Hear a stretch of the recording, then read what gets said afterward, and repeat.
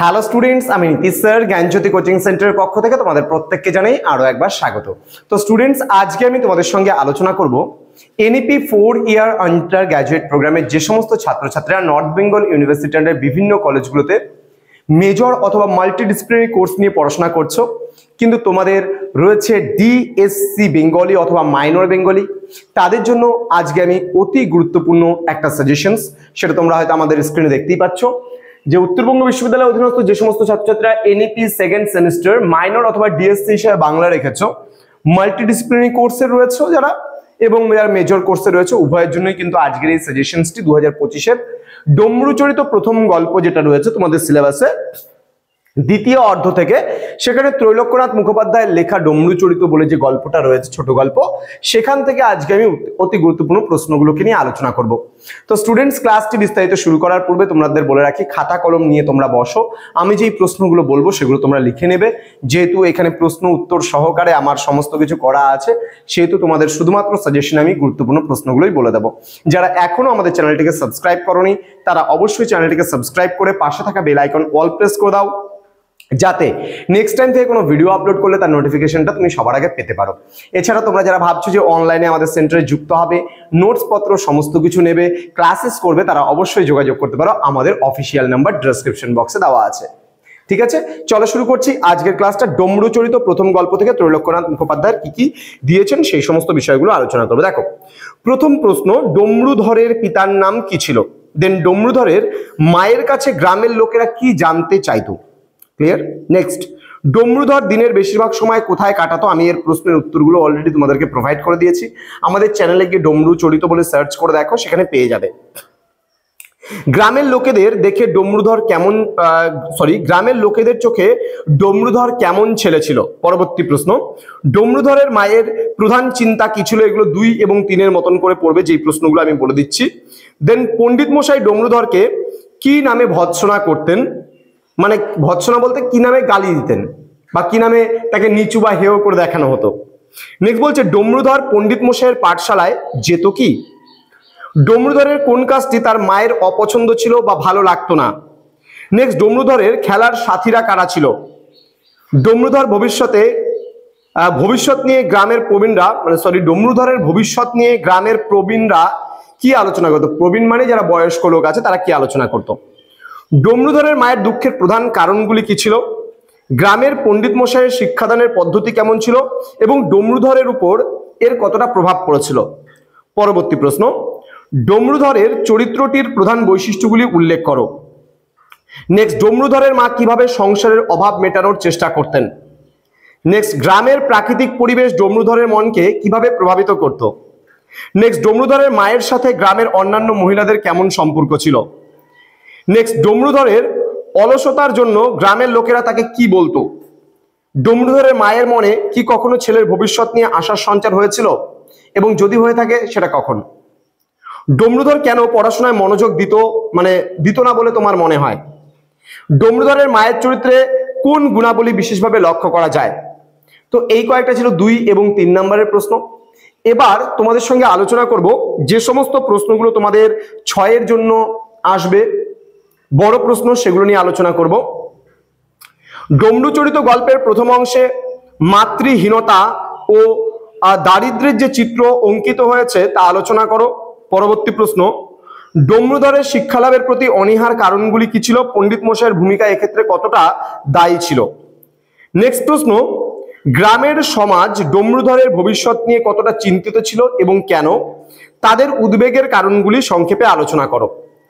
Next, গ্রামের সমাজ ডমরুধরের ভবিষ্যৎ নিয়ে বেশ চিন্তিত ছিল, এর প্রধান কারণ ছিল কি তা আলোচনা করো। দেন বলছে, ডমরুধরের মায়ের চরিত্রটি গল্পের প্রথম অংশে কিভাবে ফুটিয়ে তোলা হয়েছে তা আলোচনা করো এবং তার মাতৃত্বের পরিচয় দাও। নেক্সট, ছেলে মানুষ হয় না এই মন্তব্যের তাৎপর্য আলোচনা করো। ডমরুধরের জীবনে এই মন্তব্যের কতটা প্রভাব পড়েছিল বলে তুমি মনে করো? নেক্সট কোশ্চেন্স, গ্রামের পণ্ডিত মশাইয়ের শিক্ষা পদ্ধতি এবং ছাত্রদের প্রতি তার মনোভাব কেমন ছিল? ডমরুধরের সাথে তার সম্পর্ক কেমন ছিল তা আলোচনা করো। নেক্সট, ডমরুধরের শৈশবের দিনগুলি কেমন ভাবে কেটেছিল এবং গল্প অবলম্বনে তার দৈনন্দিন জীবনের একটি চিত্র অঙ্কন করো। নেক্সট বলা হচ্ছে ডমরু চরিত গল্পের প্রথম অংশে প্রকৃতির ভূমিকা আলোচনা করো, কিভাবে গ্রামীণ জীবন প্রকৃতির সাথে সম্পর্কিত ছিল। নেক্সট ডমরুধরের মায়ের স্বপ্ন বা আকাঙ্ক্ষা কি ছিল, তিনি কিভাবে তা পূরণের চেষ্টা করতেন। নেক্সট গল্পের প্রথম অংশে ডমরুধর এবং তার মায়ের মধ্যে সম্পর্ক কেমন ছিল, তাদের সম্পর্ক দুর্বল ও শক্তিশালী দিকগুলি আলোচনা করো। নেক্সট ডমরু চরিত গল্পের প্রথম অংশ কি একটি বিশেষ সামাজিক বার্তা বহন করে, যদি করে থাকে তবে তা আলোচনা করো এবং গল্পের লেখকের দৃষ্টিভঙ্গি এক্ষেত্রে কতটা স্পষ্ট। নেক্সট ডমরু চরিত গল্পের প্রথম অংশের ভাষা ও বর্ণনা শৈলী আলোচনা করো, লেখকের রসবোধ এবং প্রকৃতি বর্ণনার বৈশিষ্ট্যগুলি উদাহরণসহ উল্লেখ করো। নেক্সট ডমরু চরিত গল্পের প্রথম অংশে প্রতিফলিত গ্রামীণ কুসংস্কার এবং অন্ধবিশ্বাসগুলি আলোচনা করো। রচনাধর্মী প্রশ্ন আমি জাস্ট কয়েকটাই দিয়েছি, সেখান থেকে তোমরা কোন কোন প্রশ্নগুলো প্র্যাকটিস করবে বা পড়বে। ত্রৈলোক্যনাথ মুখোপাধ্যায়ের ডমরু চরিত গল্পের প্রথম অংশ অবলম্বনে তৎকালীন গ্রামীণ সমাজের অর্থসামাজিক চিত্র বিশ্লেষণ করো, এই সমাজের শিক্ষা, পেশা এবং মানুষের পারস্পরিক সম্পর্কের স্বরূপ কেমন ছিল। নেক্সট প্রশ্ন ডমরু চরিত গল্পের প্রথম অংশে ডমরুধরের চরিত্রটি কিভাবে বিকশিত হয়েছে তা আলোচনা করো। পরবর্তী প্রশ্ন, এগুলো বড়, মানে 10-12 মতন করে পড়বে। ত্রৈলোক্যনাথ মুখোপাধ্যায়ের ডমরু চরিত গল্পের নামকরণের সার্থকতা আলোচনা করো। এই কয়েকটা প্রশ্ন তোমাদের দিয়েছি, তোমরা দেখে নিতে পারো যে আমাদের সমস্ত প্রশ্ন উত্তরগুলো টাইপিং করে দেওয়া হয়েছে সমস্ত স্টুডেন্টদের, দেখতে পাচ্ছ তোমরা। আমরা সমস্ত প্রশ্ন উত্তরগুলো টাইপিং আকারে স্টুডেন্টদেরকে প্রোভাইড করেছি, সমস্ত কিছু ম্যাক্সিমামটাই আমরা করেছি। যেহেতু এই প্রশ্নগুলোর ওপরে কোনো মানে বই নেই, তবুও আমরা এটাকে সুন্দরভাবে আমাদের যে ম্যাডাম রয়েছেন, বাংলার ক্ষেত্রে ডালিয়া ম্যাডাম রয়েছেন, মীরা ম্যাডাম রয়েছেন এবং আমিও রয়েছে তাদেরকে সহযোগিতার ক্ষেত্রে, তো সকলে মিলে এই উপস্থাপনা তোমাদের সামনে আমরা রাখলাম। তো তোমরা খুব ভালো করে পরীক্ষা দেবে এতটুকু আশা রাখছি। এবং জ্ঞানজ্যোতি কোচিং সেন্টার যারা এই বছর সেকেন্ড সেমিস্টারে অ্যাডমিশন নাওনি, যারা ভাবছো, আমরা বলতে পারি নর্থ বেঙ্গল ইউনিভার্সিটির আন্ডারে মোস্ট ট্রাস্টেড এই কারণেই বলছি যে বিশ্বস্ত একটা শিক্ষা প্রতিষ্ঠান, যেখানে তোমাদেরকে সময়ের মধ্যে পুরো প্যাকেজিং কোর্সটা কভার আপ করিয়ে দেওয়া হয়। এবং আমরা আশাবাদী যে তোমাদের পরীক্ষাতেও তোমরা যথেষ্ট কমন পাবে, কারণ বাংলা টেক্সচুয়ালটা খুব ডিফিকাল্ট একটা পার্ট, যেখান থেকে তোমাদের খুব ভালো করে বাড়িতে একটু প্র্যাকটিস করা উচিত, পড়া উচিত। গল্পগুলো যত ভালো যে পড়েছো সে তত ভালো পরীক্ষায় উত্তরটা লিখতে পারবে। এছাড়া আমরা তো সমস্ত জায়গা থেকে অ্যান্সারগুলো করেই দিয়েছি।